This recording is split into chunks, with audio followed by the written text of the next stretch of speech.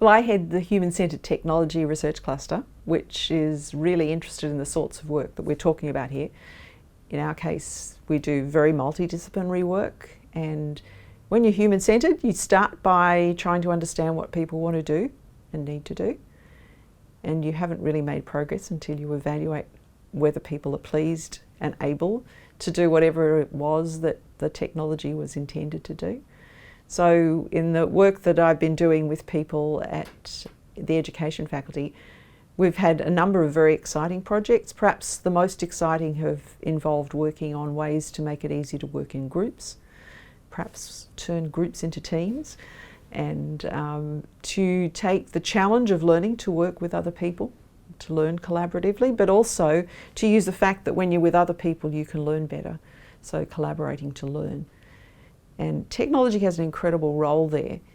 It could, for example, be collecting a lot of data that we could turn into very useful things for both teachers and for learners, and on many levels. And the part that I particularly like is improving communication between them. So often teachers have a very clear idea of what they want to happen in a course, but that may not be very clear to the students. And the students have aspirations and goals and knowledge and a million other things that come into it, and often the academic teaching them doesn't have very good access to that. So when you collect data about what people are actually doing and you sit down and discuss it with each other, you can often learn a lot about each other and share the sorts of knowledge that you need to. And the same works with students working with each other. We have a lot of group work at university. It's one of our generic skills, and it's really important. Our employers want it. The world needs people who can work well in groups. And you know, it's really hard because it involves a lot of other people, lots of opportunities for misunderstanding.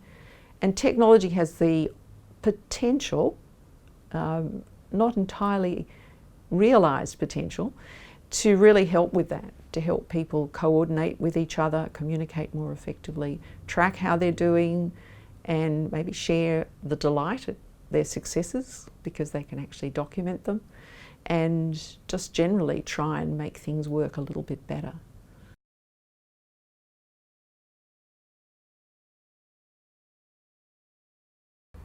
I do think that one of the things that's very striking is that things are changing very quickly.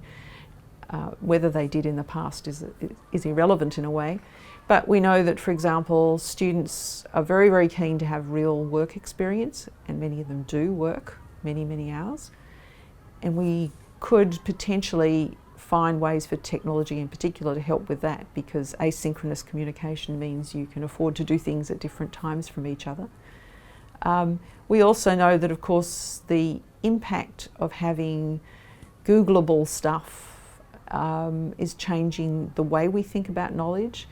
Probably changes whether we want to memorise things. If we know, we could always look them up. And so there are some really interesting challenges to hit education and opportunities to see, you know, you take something that seems really fun. We've done work on interactive tabletops and interactive walls. Everyone loved the tabletops, but we never got any learning benefit of the tabletops over the walls. And we suspect that it was the tabletops were thought to be fun. Well, maybe thinking they're fun or liking the fact that you're facing people. Maybe we just weren't able to measure the things that mattered. But things like augmented reality, virtual reality, they're the buzz at the moment. From my point of view, one of the nice things about our virtual reality work at room scale virtual reality is people get off their bottoms and move around. That could be very good for us all. But we live in a very, very interesting time with many educational issues, and perhaps the most exciting is also the very long term. We now know that the formal education is a really important part of things, but there's an interesting hybridisation where many of our full-time students are working a lot, and then when they go out into the workforce, they're going to have to do some learning, and how that will all fit and how technology will serve it is very, very interesting. Will certainly require people who can do what I think is the very exciting engineering of technology, building new things, but also people who have a deep understanding of education.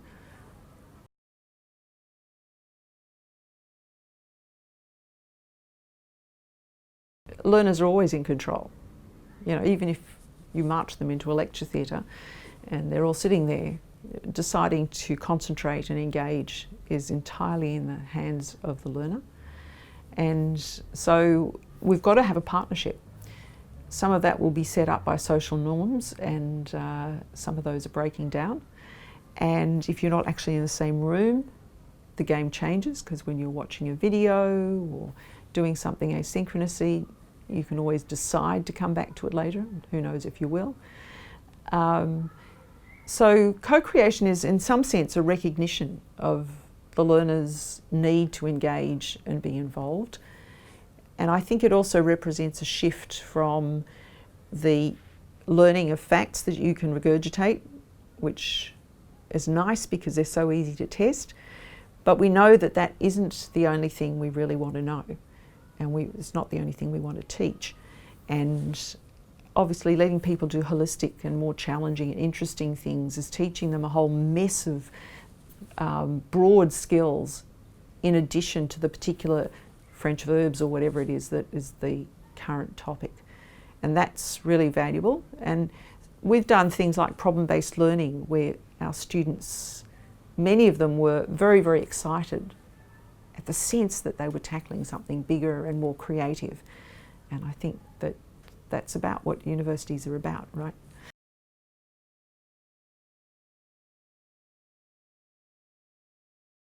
So technology certainly creates real opportunities to explore new forms of collaborating when you learn. We know that peer teaching has real advantages for the teacher and the learner. We can imagine that there are some really interesting things to learn about scaffolding people in helping each other to teach and to learn. And I can see that we're going to have to do a whole lot of work to understand how best to encourage students to see why they would want to do this way, and to make sure that we find how the technology helps them. We're pretty sure that it's going to involve a lot of remote and asynchronous teaching, and that's where having good records will be valuable. It might actually be that that makes it better than when you're face-to-face, because when you're face-to-face you don't need to keep records, and that means that maybe you forget and you lose things. But again, we're going to have to make sure that we really facilitate that in effective ways.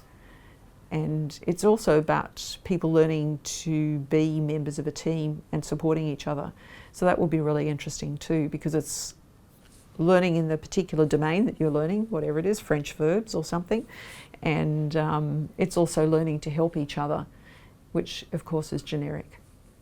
All very, very interesting. And obviously different people have different things to offer. One of the challenges in groups is, you know, who shares out what load, who has expertise in what, who's actually noticed that this person really isn't understanding and can actually help them see what question to ask to clarify things.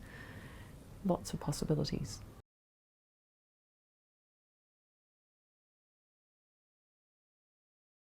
Open learner model is a term that, like everything in academia, has got many other terms to describe it. But essentially it was taken from the intelligent tutoring systems and artificial intelligence in education systems, where there are 4 essential components for building a really smart teaching system. One is that it has to be able to represent the knowledge being taught and skills. So that's one. The second is to have some expertise in how to teach, obviously very, very important.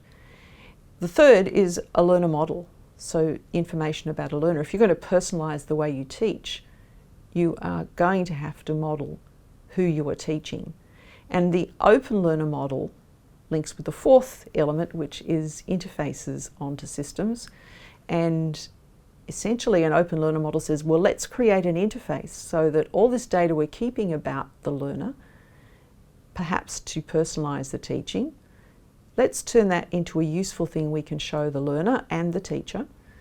And for example, you can be working away at your math system and doing these wonderfully exciting maths problems. And as you do them, you see this dial showing you that you're getting further and further along, doing better and better and making progress. That's pretty exciting because, you know, really becoming very good at maths is decades of effort. So seeing each day's progress with a little dial going up a little is quite reassuring. Potentially it could go down a little. Some of them are very pretty with trees that gain leaves as you get things right and lose them and go brown if you don't. And similarly, we've built all sorts of open learner models for things like group work, where we help people see how much they're each contributing. So right now I'm doing all the talking. Maybe some people aren't aware of that. So a system that can track that and make it available is also useful. And so an open learner model is a way to create an interface onto data about learning.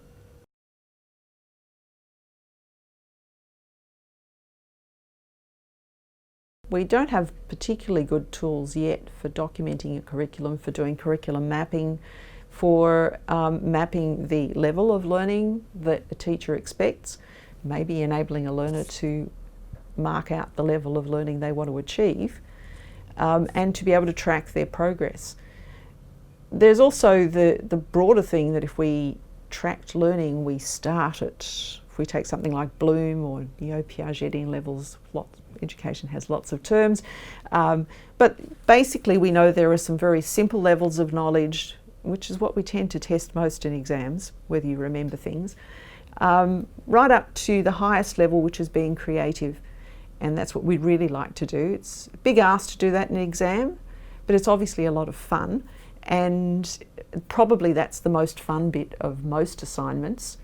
Now, if the students can be doing that creative bit at the same time as contributing to many aspects of the curriculum, including designing what they think they'd like to learn and exploring how to do it, contributing new materials to the whole class, and just making things that are beautiful and creative and they can stand back and feel very proud of them. And then perhaps celebrate each other's and look at them. And technology is something we use for a lot of that, potential to use a lot more. And of course also really to do a lot of research on which of these actually results in good learning outcomes and satisfaction. At the moment, even at the semester level, but you know, we're getting better at keeping more data and maybe keeping in touch with each other.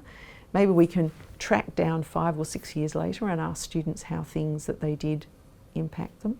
That's perhaps not the co-creation, but you know, we don't really, the lecturer comes year after year teaching the course and they're building up knowledge, but the learners go out. So wonderful to bring our alumni back in and let them help us create.